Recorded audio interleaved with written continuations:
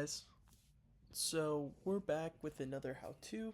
Today we're doing a one-way ANOVA between subject. Um, so since this is the first video out of the 3 ANOVA videos you'll watch, I'm just going to go over what a between subject one-way ANOVA is. So a between subject design is when you have 3 groups of 3 different people. So to give an example, say you're trying ice cream. Amy would have vanilla, Joey would have chocolate, and Jason would have caramel. And that differs from the within subjects because the within subjects, each person tries all 3 levels. So yeah, so that's a between subjects ANOVA. Yeah. So how do we do this on SPSS? So I have my data set here, and we're using the data set that we've been using all year. If you do not have these totals by now, you are behind, so make sure you get those totals already done. So the first thing we're going to be doing is analyze, and then we're going to compare means and proportions, and then we are going to go to one-way ANOVA. So in this dependent list, we're going to be doing the total attitudes, and then in this factor, we're going to be doing the I think it's the sleep one. Let me check. Personal space it's personal space for crying.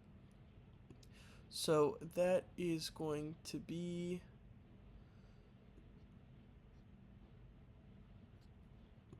let me see, guys. Personal space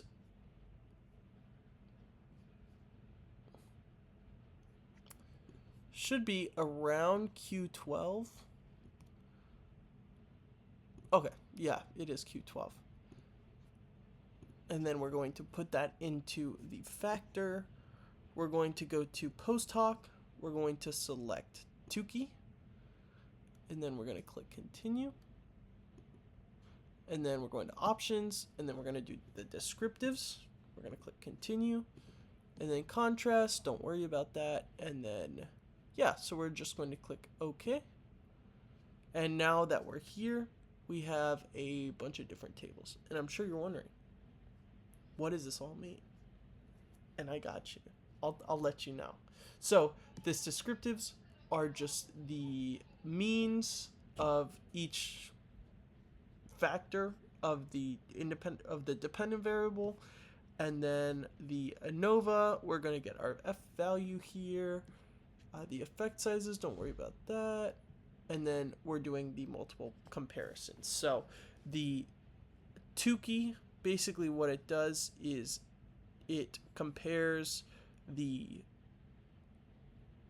factors to each other to see if it's significant. So did someone have space to cry during their childhood, and was that effective? Like, did that make them feel better? Because we're comparing it to attitudes. So we're going to compare yes to no and yes to not sure.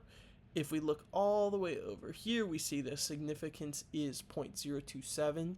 If it is less than 0.05, it's going to be significant. So most of these, actually all of these, are going to be significant. So what does that mean? Like, how do we write this in the report? It's pretty easy. This is an example of the report, and this is the one you're going to do a video. You're going to do a video on, just like this. And we're going to be looking at the significant differences between the personal space for crying during childhood and attitude towards looking for partners via dating apps. Our alternate hypothesis is there is a significant difference between the personal space for crying during childhood and attitude toward looking for partners via dating apps, and then the null is everything that the H is not.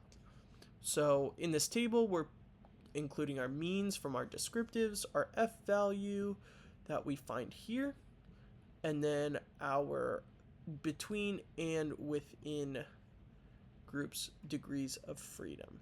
And then our p-value is going to be less than 0.01. Refer to table 1. This first paragraph is just saying that we found the data to be significant. There's no specifics to the comparisons. It's just saying we found a difference in significance. This is saying we're doing the Tukey post hoc tests and the results found were significant. Now that we know that the results were all significant, we're going to include our evidence for it. So firstly, when comparing those who have personal space for crying, yes, and those who don't, no, and that is p is less than 0.05, as we see here. Yes compared to no, sigma is, or the significance is less than 0.05.